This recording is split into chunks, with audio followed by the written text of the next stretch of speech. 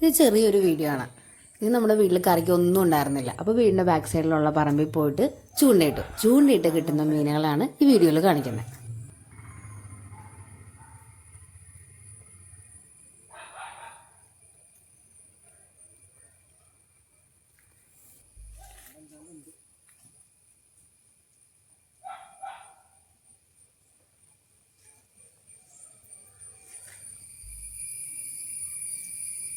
കൊണ്ടിട്ടെടുത്തു.